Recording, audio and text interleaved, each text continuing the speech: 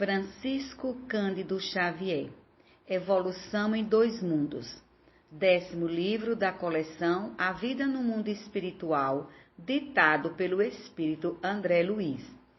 14º capítulo da segunda parte do livro. Aborto criminoso. Reconhecendo-se que os crimes do aborto provocado criminosamente surgem em esmagadora maioria nas classes mais responsáveis da comunidade terrestre, como identificar o trabalho expiatório que lhes diz respeito, se passam quase totalmente despercebidos da justiça humana. Temos no plano terrestre cada povo com seu código penal apropriado à evolução em que se encontra.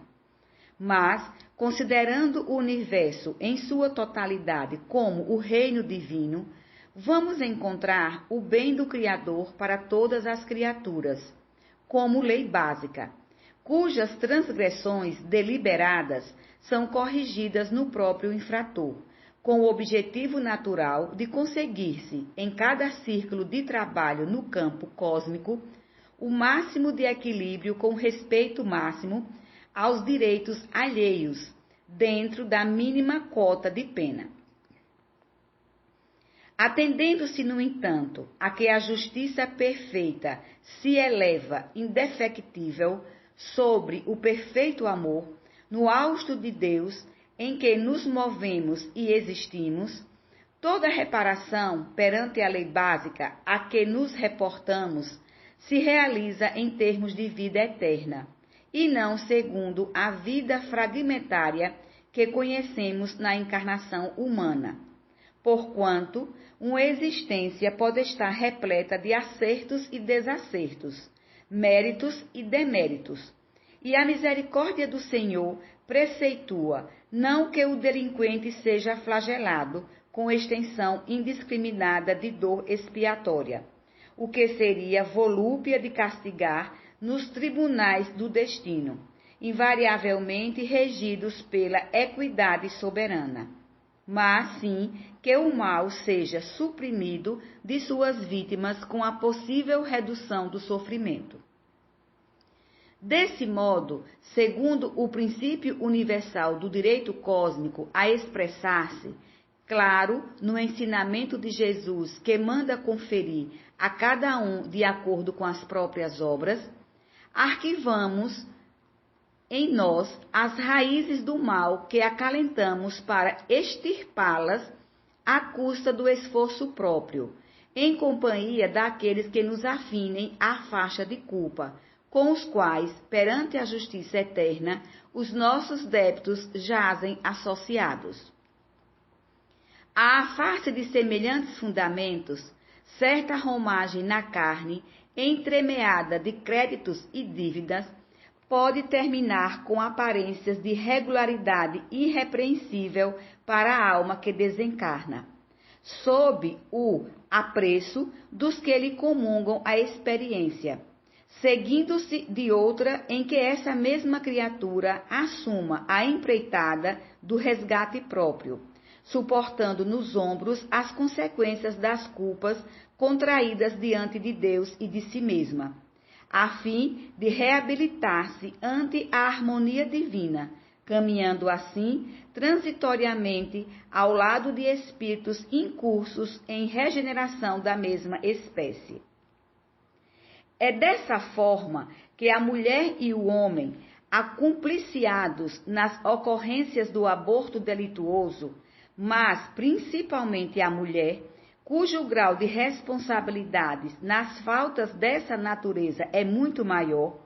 à frente da vida que ela prometeu honrar com nobreza, na maternidade sublime, desajustam as energias psicossomáticas, com mais penetrante desequilíbrio no centro genésico, implantando nos tecidos da própria alma a sementeira de males que frustecerão mais tarde em regime de produção a tempo certo. Isso ocorre não somente porque o remorso se lhes entranhe no ser, a afeição de víbora magnética, mas também porque assimilam inevitavelmente as vibrações de angústia e desespero, e por vezes de revolta e vingança dos espíritos que a lei lhes reservara para filhos do próprio sangue na obra de restauração do destino.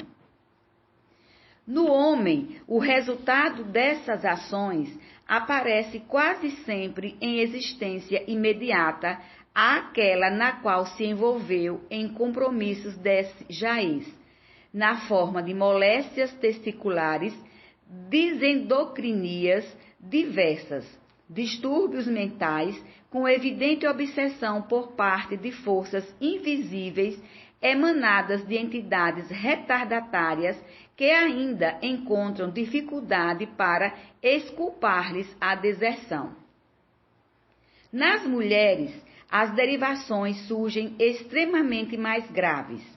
O aborto provocado, sem necessidade terapêutica, revela-se matematicamente seguido por choques traumáticos no corpo espiritual, tantas vezes quantas se repetir o delito de lesa maternidade, mergulhando as mulheres que o perpetram em angústias indefiníveis, além da morte. De vez que, por mais extensas se lhes façam as gratificações e os obséquios dos espíritos amigos e benfeitores, que lhes recordam as qualidades elogiáveis, mas se sentem diminuídas moralmente em si mesmas, com o centro genésico desordenado e infeliz,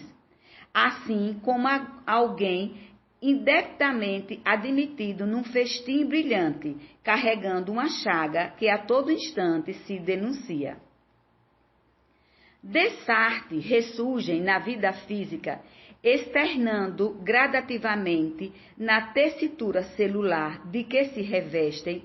a disfunção que podemos nomear como sendo a miopraxia no centro genésico, atonizado, padecendo logo que reconduzidas ao curso da maternidade terrestre, as toxemias da gestação. Dilapidado o equilíbrio do centro referido, as células ciliadas, mucíparas e intercalares não dispõem da força precisa na mucosa tubária para a condução do óvulo na trajetória endossalpingeana, nem para alimentá-lo no impulso da migração por deficiência hormonal do ovário, determinando não apenas os fenômenos da prenhez ectópica ou localização heterotópica do ovo, mas também certos síndromes hemorrágicos de suma importância, decorrentes da anidação do ovo fora do endométrio ortotópico, ainda mesmo quando já esteja acomodado na concha uterina, trazendo habitualmente os embaraços da placentação baixa ou a placenta prévia hemorragípara, que constitui na parturição verdadeiro suplício para as mulheres portadoras do órgão germinal em desajuste. Enquadradas na arritmia do centro genésico, outras alterações orgânicas aparecem, flagelando a vida feminina, como sejam o descolamento da placenta eutópica por hiperatividade histolítica da vilosidade corial, a hipocinesia uterina, favorecendo a germicultura do estreptococo ou do gonococo, depois das crises endometríticas puerperais, a salpingite tuberculosa, a degeneração cística do córeo, a salpingoforite, em que o edema e o exsudato fibrinoso provocam a aderência das pregas da mucosa tubária, preparando campo propício às grandes inflamações anexiais, em que o ovário e a trompa experimentam a formação de tumores purulentos, que os identificam no mesmo processo de desagregação. Os síndromes circulatórios da gravidez aparentemente normal, quando a mulher no pretérito viciou também o centro cardíaco, em consequência do aborto calculado e seguido por disritmia das forças psicossomáticas que regulam o eixo elétrico do coração, ressentindo-se como resultado na nova encarnação e em pleno surto de gravidez, da miopraxia do aparelho cardiovascular, com aumento da carga plasmática na corrente sanguínea, por deficiência no orçamento hormonal, daí resultando graves problemas da cardiopatia consequente. Temos ainda a considerar que a mulher sintonizada com os deveres da maternidade na primeira ou às vezes até na segunda gestação, quando descamba para o aborto criminoso, na geração dos filhos posteriores, inocula automaticamente no centro genésico e no centro esplênico do corpo espiritual as causas sutis do desequilíbrio recôndito, a se lhe evidenciarem na existência próxima pela vasta acumulação do antígeno que lhe imporá as divergências sanguíneas com que asfixia gradativamente, através da hemólise, o rebento de amor que alberga carinhosamente no próprio seio, a partir da segunda ou terceira gestação, porque as enfermidades do corpo humano, como reflexo das depressões profundas da alma, ocorrem dentro de justos períodos etários.